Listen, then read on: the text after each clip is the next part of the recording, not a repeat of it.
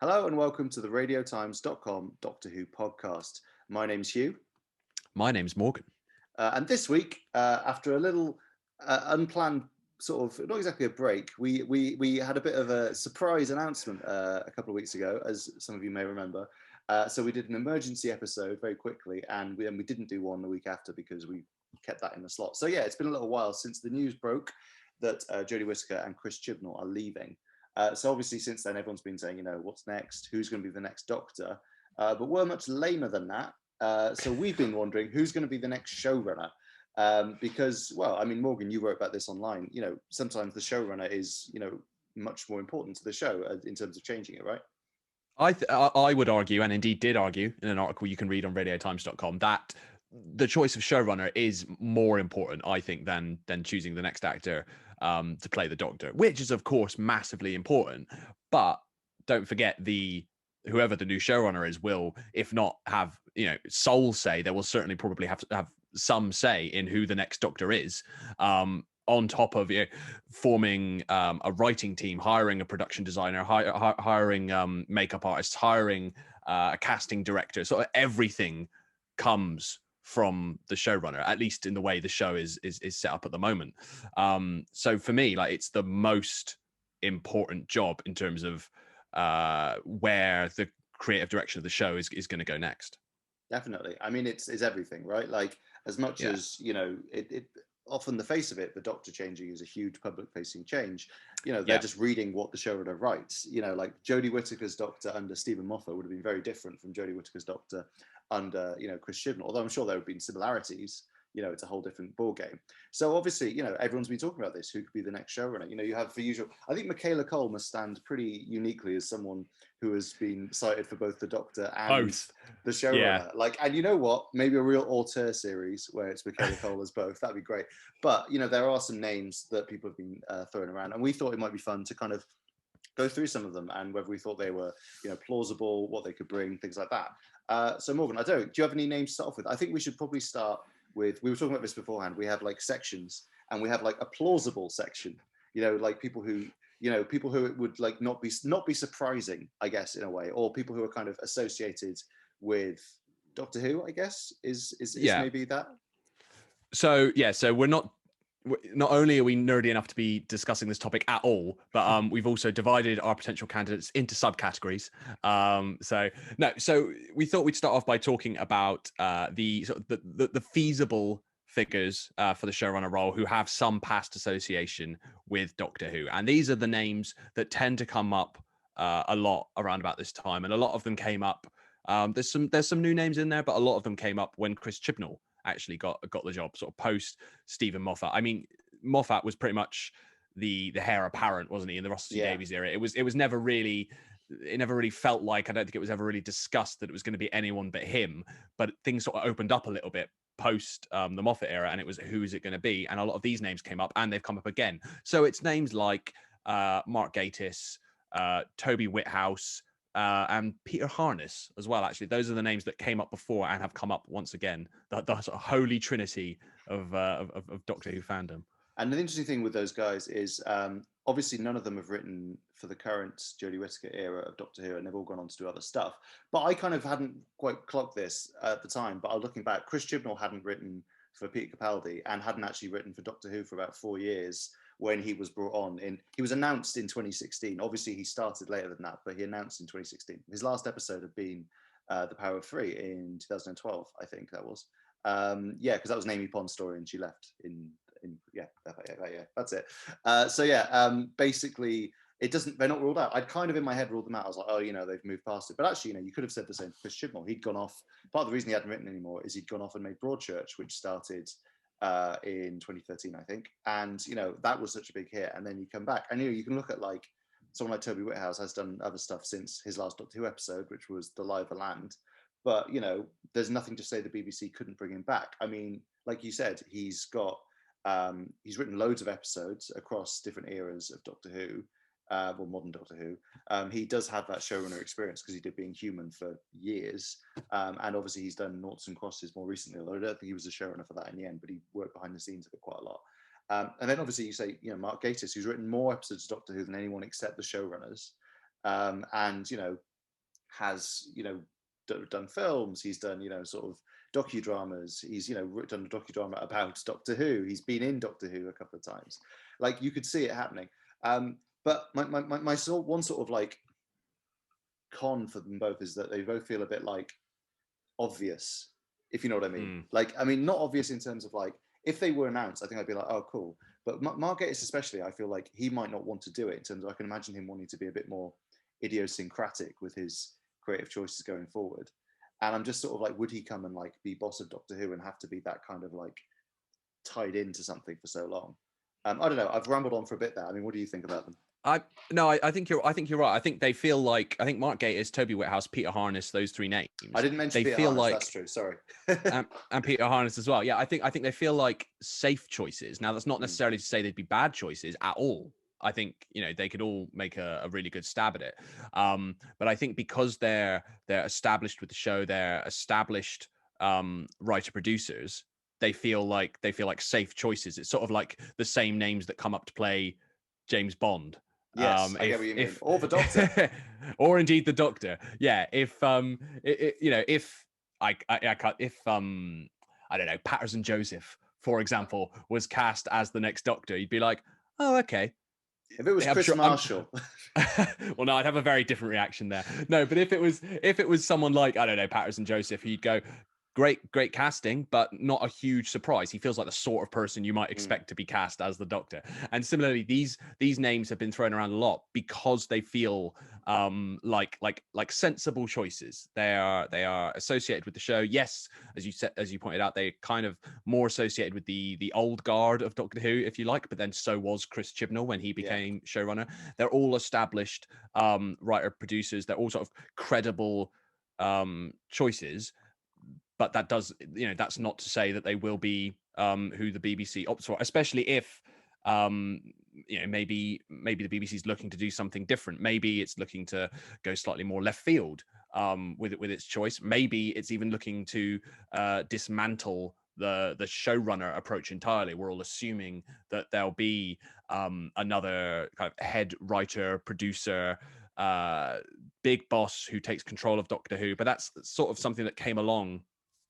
Doctor Who always had producers and script editors. It was very separate back in the day. And then this whole notion of the showrunner, Doctor Who having a showrunner, only really came along with Russell T Davies because he was a writer producer and he could be that kind of soul, that author, that kind of soul creative vision for the show.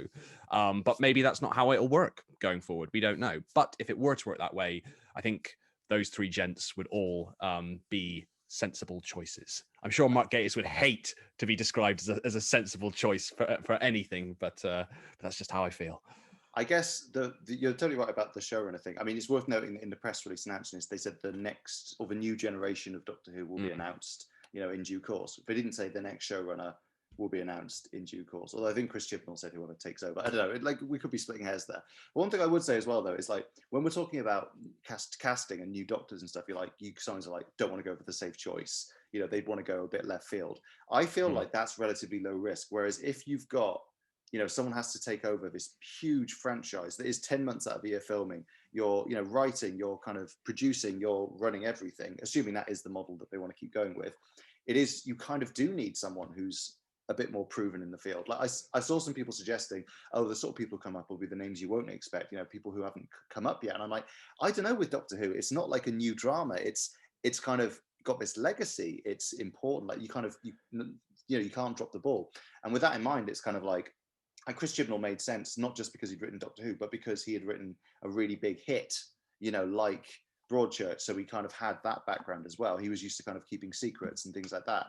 And to be fair, I'm not quite sure, like, if these three kind of would quite fit that, if you know what I mean. Like, they've all been very successful, obviously, but I'm not sure if maybe Being Human a bit, look at the stars of Being Human and what they've gone on to do. But I'm not quite sure if any of them would quite fit that sort of scale of it. In which case, we could possibly look at like people who have had really, really big shows and haven't worked on Doctor Who, because, Russell T Davies hadn't really worked on Doctor Who before he did Doctor Who because it didn't exist. And like, we shouldn't necessarily rule people out. So we should talk about that a bit. Although we should first talk about as well, like, while we're talking about people working Doctor Who, there obviously have been like newer people who've come up more recently, or not even that more recently, but who maybe aren't as obvious as those three guys? Because we have some other people on the list, do we not? So, I mean, other names that have been thrown around by fans, Pete McTeague, who has written for the show recently, and is also again he's a sort of established writer producer. Potentially, he feels like a bit more of a left field choice maybe.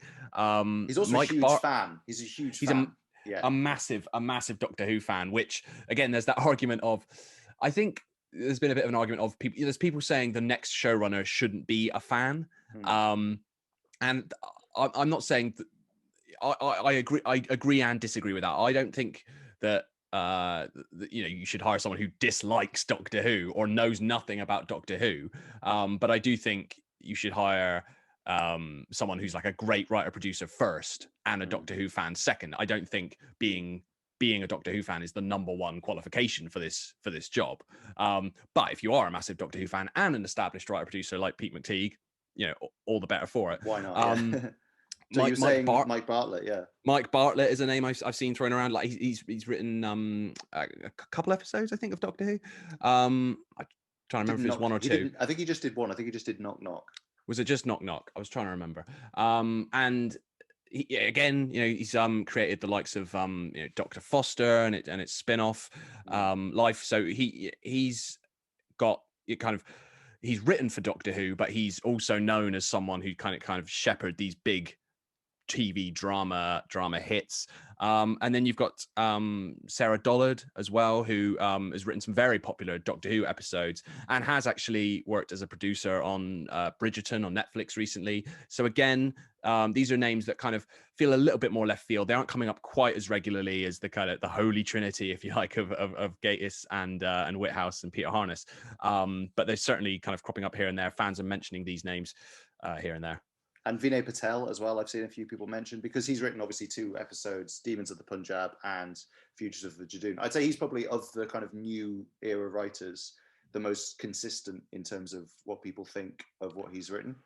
And obviously he wrote a big kind of arc episode as well, which is, unusual. But there's that. My thought is, I'm not saying that I don't think he's likely to kind of get the job, because I don't know what kind of experience he has. I mean, this is horrible. If you're listening, you're a wonderful writer and we love you loads. So this is purely academic. No, I think that's the thing. I think there are lots of people. I think the sort of the producer side of writer producer is like so crucial to this. Like, and Vinay Patel is a terrific writer. But brilliant writer, and Mallory Blackman is another name I've seen sort of suggested. Both of them brilliant, writers / authors / playwrights, fantastic. But I'm not sure they have the right kind of experience necessarily to take on again this kind of a big boss mastermind role where you're overseeing every aspect of production. And that's no criticism of them to say they might not have the breadth of experience that is necessary for a role like that. Now, again, were they to dismantle that kind of showrunner approach and not continue with that model, were you just looking for a head writer who would work with a producer or a series director in some way, like in tandem? Vinay Patel could be a really solid choice. But I think in terms of the showrunner role, maybe he doesn't quite tick every box that you'd need. I mean, you could look at it a little bit like on his Dark Materials, the way you have Jack Thorne kind of does head up the writers and is like the sort of main writer. But Jane Tranter, obviously, who also helped make Doctor Who back in the day, is very much like a creative force behind it as well, and does look after that sort of practical production side as well. And like you could maybe see something similar. I mean, also, if you throw Jack Thorne in there, he hasn't written for Doctor Who, so doesn't quite fit in this section, but I think he'd be good. I mean, he's written sci-fi quite a lot and fantasy, and I mean, he'd fit it in. He'd probably fit it in on his spare weekend when he's not written his eight other dramas or films that he's releasing that year. Yeah, no, I think that's a neat segue to people who are credible candidates for being writer producers who haven't necessarily worked on Doctor Who and don't have any association with it, because Jack Thorne is a name that's come up in that he's not written for Doctor Who, and he is very busy, but still seems to find time to write about 12 other shows and plays. But his Dark Materials is like a really great kind of it's got a bit of that kind of Doctor Who vibe to it. It's a family adventure fantasy series. It's really, really good. He's a name that's been thrown up, I think, mostly because of that. Could he be an interesting pick? And also Sally Wainwright is another name that's come up. Clearly like a very, very experienced and successful writer producer, and in particular has worked with the BBC on a number of big hits. So you've got like Last Tango in Halifax and Happy Valley and Gentleman Jack, these huge drama hits with the BBC. No direct sort of sci-fi fantasy credentials, but as you say, Russell T Davies didn't have. And if you look at things like Last Tango, and you can kind of see, like, you could imagine that kind of, if they were looking to go back to the kind of Russell T Davies style era, you could imagine that kind of, that sort of family dynamic stuff that she does so well. Even in Happy Valley, that's so much more about the dynamics between the characters and like the family than it is about, solving the crime or whatever, although that's obviously part of it. And same with Gentleman Jack. And you feel like you sort of import that into Doctor Who, and you can see how that might work. I guess obviously you've written about this, but the main downside is that she is writing a series for Disney Plus at the moment. So you imagine she's a bit busy, but you never know. You never know. She's writing, so she's writing a series for Disney Plus set in the 18th century about a female highwayman, which sounds great, or highwaywoman, I guess. Of course, the thing you'll get thrown back at you then is, well, Stephen Moffat did Doctor Who and Sherlock at the same time. It's possible to balance two shows. True. Yes, theoretically, although I think Stephen Moffat has said that like it's not a good idea to do that. Like it almost like drove him mad. Also, yes, two different shows, but they were both for the BBC. Would Sally Wainwright be able to take on showrunner responsibilities for two rival broadcasters? Yeah, and also they were both massive shows for the BBC, so it kind of was like the BBC benefited kind of from him having. Yeah, they would probably have gone some way to accommodate him and to work around his schedule and that type of thing. Sally Wainwright, again, no sci-fi or fantasy credentials on paper, but again, Russell T Davies had written some Doctor Who novels, but he didn't have. And he'd written actually some CBBC series. Now I come to think of it, like Dark Season and so on. But he wasn't necessarily known as a sci-fi writer, nor is she. That said, something else I've written about, which you can read now on radiotimes.com. She did have a kind of a brush with a fantasy adventure series in the Doctor Who mold. That being Robin Hood, which was one of the I think the first series that was produced by the BBC in the wake of the sort of surprise success to a degree of the 2005 Doctor Who revival. I don't think anyone quite expected it to be as big a hit as it was. And then it was quickly like, well, people like this. Let's do more fantasy adventure series for families on a Saturday night. And so you had Robin Hood and Merlin, and ITV tried to get in on the game with Primeval, and we won't talk about demons, but there was that whole. That was Atlantis. Who could forget Atlantis on BBC? Atlantis. I try. No, that's not true. I quite liked Atlantis actually. But yeah. So there was this big influx of those types of shows, those shows that were clearly modelled and like openly modelled on post 2005 Doctor Who, and Robin Hood was one of them. And when it came to the end of its third series, Sally Wainwright was apparently in line to take over as showrunner. And she said to the stage that she was going to take over as head writer for a fourth series of Robin Hood. And actually, she was looking specifically to model it more on, even though the show had kind of been spawned by Doctor Who and the renewed interest in that, she said, I want to make it more like Russell T Davies' Doctor Who. I want the quality of the quality. She said the quality of the scripts, the quality of direction. She basically said the BBC are hiring me to make it more like Russell T Davies' Doctor Who. That's what they want. And it never happened. BBC ultimately opted to cancel Robin Hood after 3 series, so her Robin Hood never happened. But clearly, and again, this was 9 years ago, so maybe her, her passions, where she wants to dedicate her energies have changed. But certainly, like back then, she was keen to take on a role similar to Doctor Who showrunner. She was keen to showrun a fantasy adventure series that would air on Saturday nights on BBC One, a show that was of the Doctor Who ilk. So actually, she may be like a more fitting candidate than she might seem on paper. Definitely. I mean, to be honest, the thing I didn't know that detail about her wanting to make Robin Hood more like Doctor Who. And as you've talked about it, the more I've been thinking, I could see how that would work. Like, obviously, it's like Doctor Who is a sci-fi show, but it's kind of more like everyone I've interviewed about writing for Doctor Who, which I did do a few times, has said it's about it's a show about characters, and it's a kind of like a show about, adventures. It's not necessarily a sci-fi show in that traditional sense. Like, you obviously, it sounds daft because there's monsters and spaceships and stuff, but you know what I mean? It's, it depends how you approach it. And the key thing about her, I think, is that like the sort of stature she has is such that like she does feel like a Russell Davies or a Chris Chibnall or a Stephen Moffat, in terms of like, she's the sort of person who gets shows made kind of on her name alone. It wouldn't feel like a kind of downgrade if Sally Wainwright come in. You'd be like, oh wow, this is actually great. How exciting. And you feel like that's really what the BBC must be like worried about if they're looking around for showrunners at the moment, or indeed if they, if they already picked one and they just haven't announced it yet. It's like, you kind of want someone good and exciting. And with Sally Wainwright, obviously it would be nice for it not to be a man, just to shake things up a bit. And I feel like Sally Wainwright could have a really good perspective. You've got me enthused about the idea now of Sally Wainwright doing it. The trouble is, though, if she did it, everyone would be like, why don't you just do Happy Valley instead?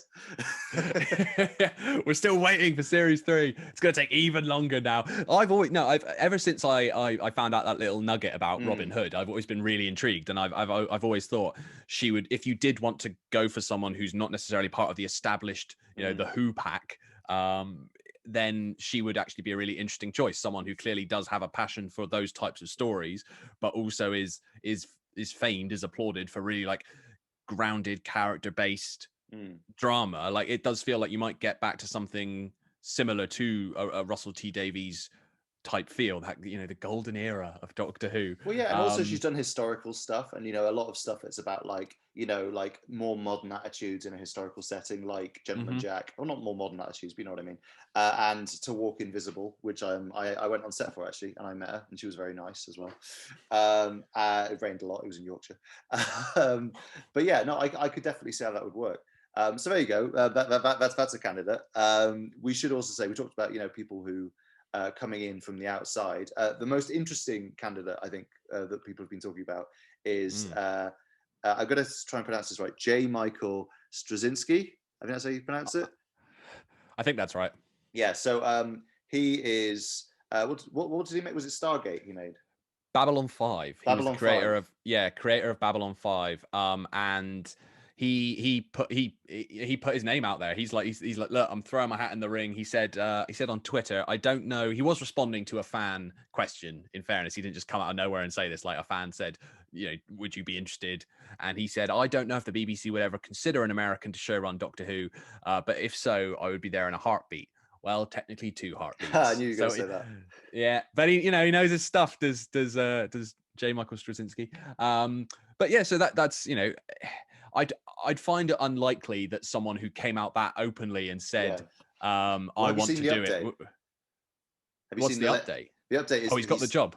Yeah. Oh yeah. By the way, he's a showrunner. No, he put on Twitter that he basically said his agency is going to ask about it, and he asked who he should contact at the BBC. So he's like, anyone got any emails, basically, which is traditionally how they recruit the showrunners. I think they just see who emails in. Not trying to be mean, but like, I think, to be honest, with him, and also, not explicitly, but we've also seen Peter Harness, who we mentioned earlier, also he's tweeted a couple of slightly cryptic things, which people have taken to be, oh, this is him thinking maybe I should go for the Doctor Who job. We don't know if that's exactly what it is, but in both cases, I'm kind of like, I feel like if the BBC were currently picking a showrunner or already had picked a showrunner, it wouldn't be like talking about it on Twitter, if you know what I mean. Like, as in, I feel like, who knows? You've got to respect the hustle, I guess. You got it. Maybe they'll be like, oh, we never thought of that person. Maybe they'd be great at it.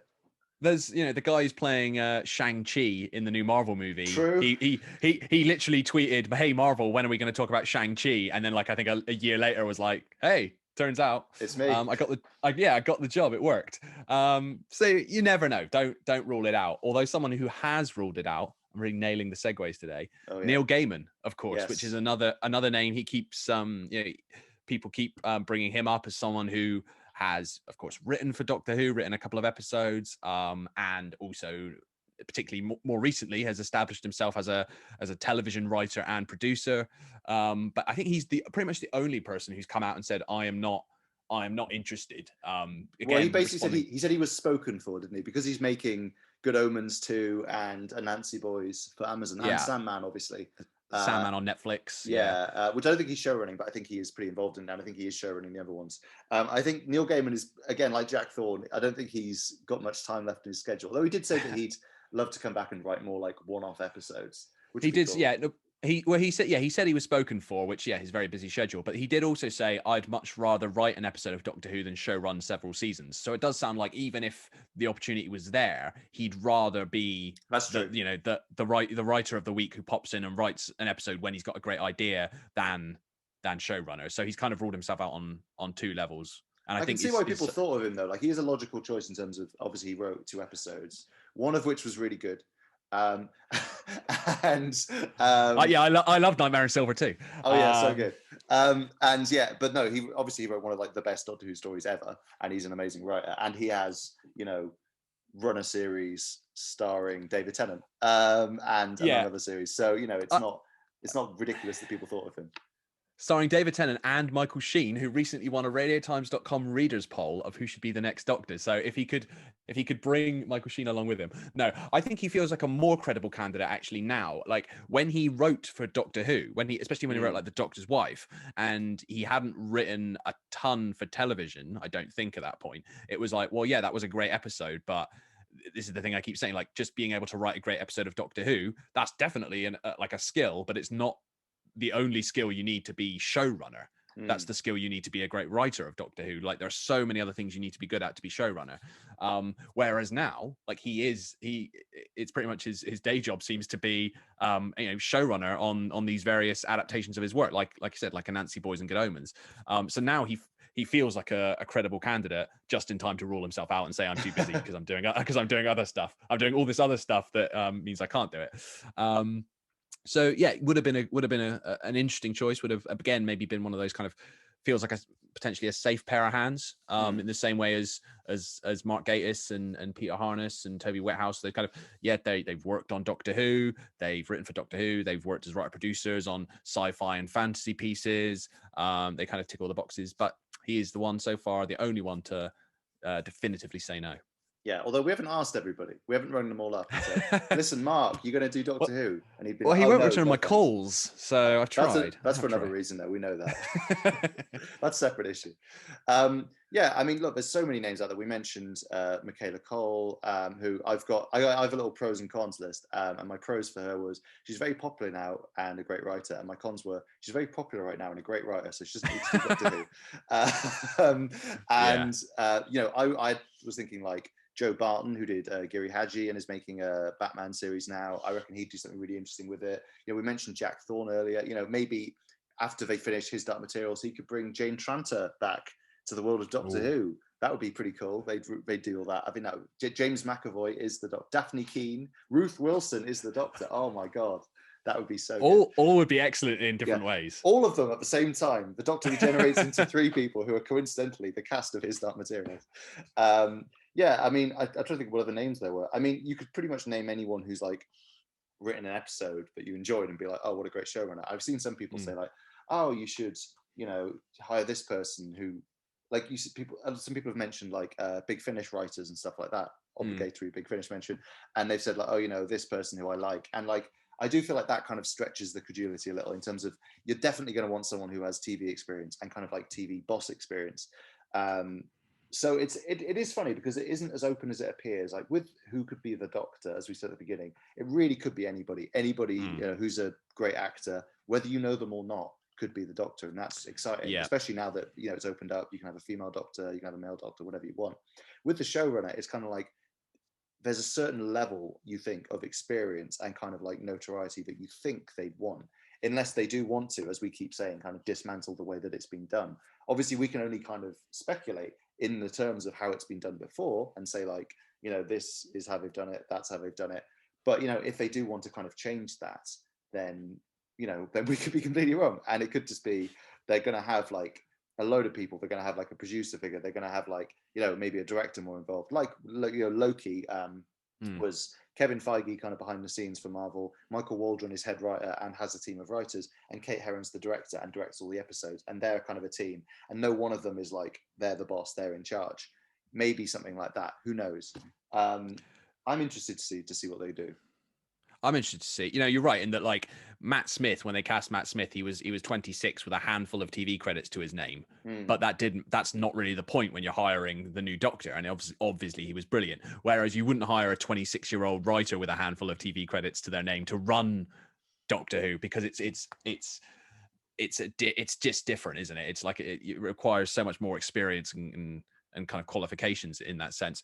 I guess it's a little like if you're like, trying to, run a TV show, like a daytime TV show, and you could get someone relatively experienced to be like the presenter if you think they're a really great presenter, but to like run ITV, you couldn't get them to do that. Yeah. If that makes sense. Yeah. No, exactly, and that's no like mark on their character to say that they couldn't do that job. But I think the only other thing we haven't really talked about, we've talked about people who've worked on Doctor Who could potentially do it. We've talked about people who haven't worked on Doctor Who might be. I feel like that's both options. What's the third option? Well, no, we've talked about people who are keen and have put their names forward. We've talked about people who have ruled themselves out. There's also the possibility, of course, that we could see someone returning to Doctor Who, of course, as showrunner. Now, as you said, the BBC has said that the new generation of Doctor Who will be revealed in due course, but we don't know exactly what the future of the show. Look, this is such a Doctor Who fan where we've got like a whole series and several specials confirmed. We're always already like, but what's next? But what's in 2023? That's what I want. Exactly. What about the 60th? But it is true. It's like we don't know what lies ahead for the show beyond that. It's possible, as we've discussed before, we could be looking at some kind of hiatus, and particularly for the 60th in 2023, could it be that the BBC might want to kind of have someone just to carry the torch of Doctor Who for that brief period, if we're looking at a gap between series, especially if it's a gap that will be filled with a 60th anniversary special, for example. Could the BBC look to approach Russell T Davies or Stephen Moffat and say, hey, how about coming back, not permanently? I don't think that would happen, but just to write a one-off special. That I think we shouldn't rule that out. I'm not sure if either of them would want to do it necessarily, not because clearly they're both still very passionate about Doctor Who and love the show, but they just have a multitude of other things going on. But I think it's a possibility that the BBC might at least think about doing that, about approaching one or both of them and saying, how about coming back for a one-off to kind of tide us over.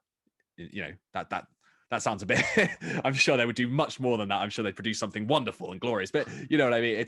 It wouldn't be the worst thing when, if the future of Doctor Who's looking a little uncertain, you kind of bring back someone like Russell T Davies and do a kind of a greatest hits type thing. I guess it would depend as well, because you'd need to sort of launch a new Doctor as well, like how that would work. But like I remember I saw, weirdly, because he has Top Bell Pole, I remember I saw a few years ago a rumor that like the BBC wanted someone like Michael Sheen to do a kind of, maybe this was getting mixed up with the idea of having a sort of serialized series, which we now know is happening. But there was something about like a limited series where like you just get Michael Sheen or someone like that in for like, it's going to be 5 episodes or 5 specials. You just film them in a block, and then they kind of like go. I feel like something like that could fit if you like got Russell Davies or Stephen Moffat and they like had a new Doctor, but like everyone knew from the start, this isn't the like status quo. This is one project. If you know what I mean. This is one thing. Yeah. You do like a 2-parter or a 3-parter written by Russell T Davies with Hugh Grant as the Doctor, but only and that's it. And then they're both done. Once that's done, they're both done, and that's it. Yeah, like kind and of. It's almost like a sort of anthology Doctor Who in terms of like it's like self-contained, and then you move on, and then someone else can like pick it up. But I mean that would be pretty cool. I mean, look, a year or two ago I would have said that was impossible, but look at what's happening now with we're doing centenary specials. We've got a serialized 5 or 6-part story. Like they do change these things up quite a lot, so who knows. I mean, the weird thing would be if Jodie Whittaker kind of like regenerates and we don't know who the next showrunner is going to be, and like it just ends on Jodie Whittaker regenerating, and it's like, we'll see you in a few years. We haven't worked it out yet. Yeah, there's just no one there to write the next Doctor. Or the next Doctor appears but doesn't say anything because they haven't picked the person who's going to write their dialogue. Yeah. They cast the Doctor, but they haven't actually. But like, oh no, we didn't write a script. Oh no, what a mistake! Quick, just look enigmatic. Yeah. It'll work, and it probably would. But yeah, I mean, it's also worth knowing, the fact that they didn't announce a new showrunner when they announced Chris Chibnall was leaving. That's different to what they did with Stephen Moffat, because when he was leaving, they said he's leaving, but Chris Chibnall's coming in. It's kind of interesting they didn't announce a showrunner, because obviously they're going to need to get going fairly soon if they kind of want to keep the show going. So I'm interested to see what's going on. Maybe they have picked someone, they didn't want to announce it because they had Chris and Jodie leaving, so it's a bit different this time. That's a big announcement. Yeah, Maybe something's coming out, you know.